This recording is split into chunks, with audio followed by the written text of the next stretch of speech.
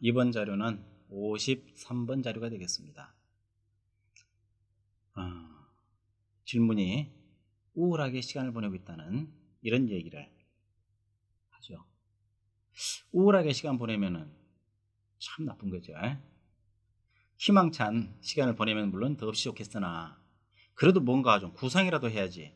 우울하다는 것은 잿빛 아닙니까? 잿빛 그런 그 하루를 보낸다는 것은 참 슬픈 일이 되겠습니다. 뭘 하겠다는 것도 아니고 그냥 우울하게 시간을 보내는데 어떻게 하면 좋을까? 참 막연한 상담을 의뢰한 것 같습니다. 전화로 상담을 했는데 어느 유명한 작가가 소개를 했답니다. 그래서 소개받고 전화하는 사람은 어쩌면 책은 안 봤겠죠. 저도 내가 쓴 책에 대해서는 안 봤을 겁니다. 그러면은 책 얘기는 못하겠고 기본적인 상황에 대해서 설명을 해야 될 것 같습니다. 점괘를 보겠습니다. 점괘 설명을 길게 안 드릴 경우에는 이미 책에 많이 되어 있기 때문에 참작하시라는 뜻입니다. 자, 우울하게 시간을 보낸다. 점괘를 보면은 계묘, 생각이 많네요. 식신. 인성도 생각이라고 그래놓고 왜 식신도 생각이라고 그러는가라는 질문도 나올 법합니다.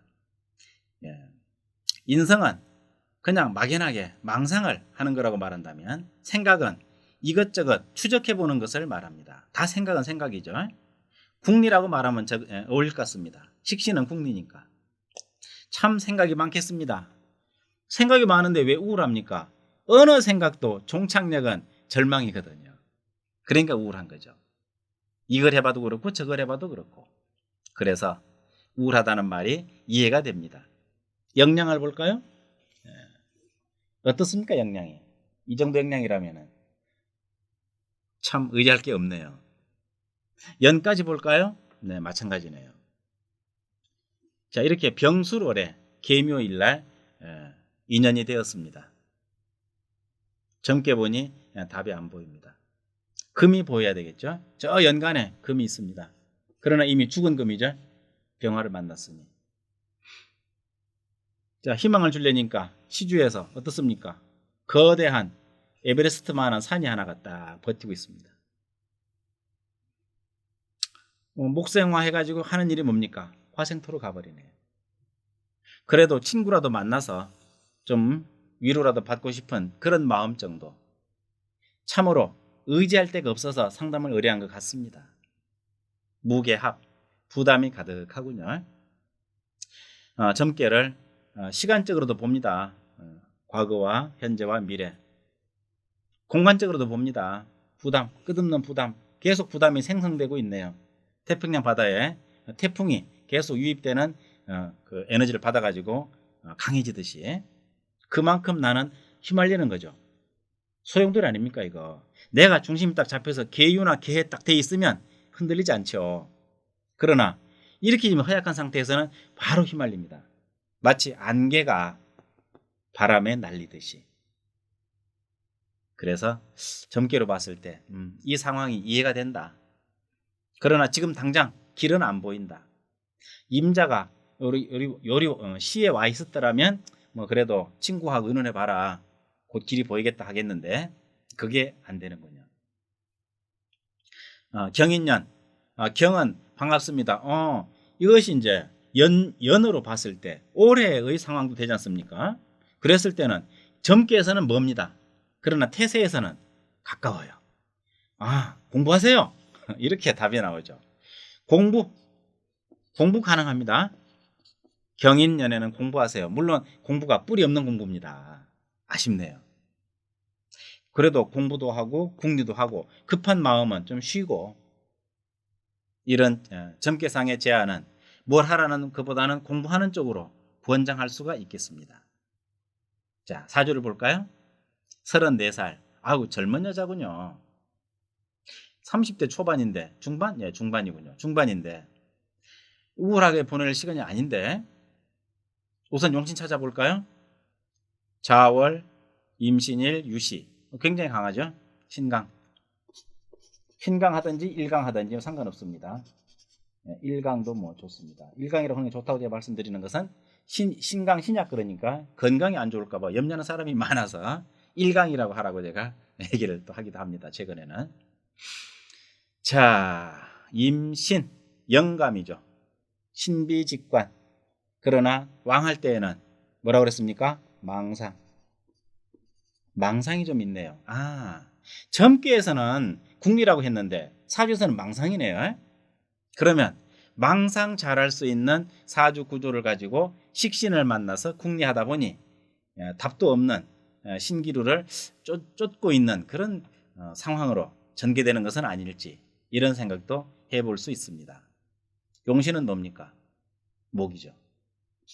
목은 식신. 자, 식신을 용신으로 삼았습니다. 식신 용신일 때 바로 옆에 뭐가 있나 봐야죠. 일은 화살표 올 수가 없죠. 이렇게 가야 되니까. 편관이 있습니다. 이런 사람은 논객이 좋습니다. 논객은 안 어울리네요. 왜냐? 상관 경관이라야 논객이죠. 이거는 뭡니까? 주장.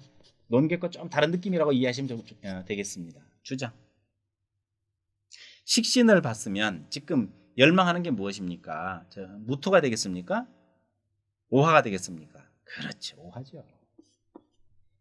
자월 아닙니까? 자월에 병호가 딱 떠줬어야지. 그랬으면 훨씬 더 이 사주는 맑아지겠습니다. 맑아진다는 말은 흘러간다는 얘기입니다. 금생수, 토생금, 금생수, 수생목, 목생화. 이리 가는 길이 없다는 게 유감이죠. 그래서 이 사주는 식신에서 멈추게 됩니다. 아직은 여기 월주와 있네. 식신에서 멈추면 어떻게 해석을 합니까? 보통 전문가라고 말하죠. 재를 보지 못한 식신, 그 가치가 좀 떨어집니다. 아쉽죠. 그런데 식신은 무지하게 왕성합니다.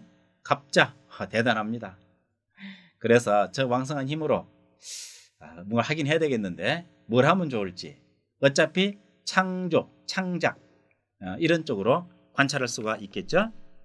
상담 자료에 기록된 걸 보면은 이 사람은 뭔가 플로리스트를 하다가 접었답니다. 전문가 가능하잖아요. 그냥 하지. 접었습니다. 그럼 또 상담하는 데 있었답니다. 상담직 가능한가요? 편인이 있고 정관이 있으니까. 사람은 고든 사람이에요. 정관이 딱 견자고 있잖아요. 옆에 파수병 제대로 된 지금 파수병 안에 있습니다. 기후가 약해도 상관없습니다. 정관 역할을 하니까 상담 가능하겠습니다. 단 달변은 아니에요. 식신이기 때문에. 그렇지만은 자기 아는 선에서 양심껏 말할 수 있는 정도의 능력은 되는 걸로 봅니다. 그런데 또 그것도 접고 타로 카드를 또 배웠답니다. 식신의 무한 호기심 가능하죠. 왕성하니까 호기심 천국입니다. 그래서 타로 카드를 또 배워서 타로 상담을 하는데 처음에는 재밌었겠죠. 아마도 하다 보니까 뭔가 좀 그 꼼수를 자꾸 써야 되더랍니다. 사람 올바른 사람이잖아요. 꼼수를 쓰든 말든 자기 목적 달성하면 될 텐데 그게 싫어서 또 그것도 못했습니다. 이런 안타까운 일이 있네요. 그래서 지금 쉬고 있다고 합니다.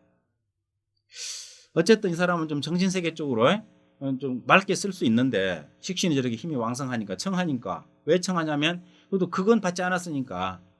연간에 경자가 있었더라면 문제는 달라지겠죠. 그렇다고 해서 사업을 하겠습니까? 제가 깨졌죠. 사업은 안 되는 걸로 보겠습니다. 열망하지만 되지 않습니다. 그럼 어떡합니까? 작가도 하고 싶고 상담도 하고 싶고 그림도 그리고 싶고 이렇습니다.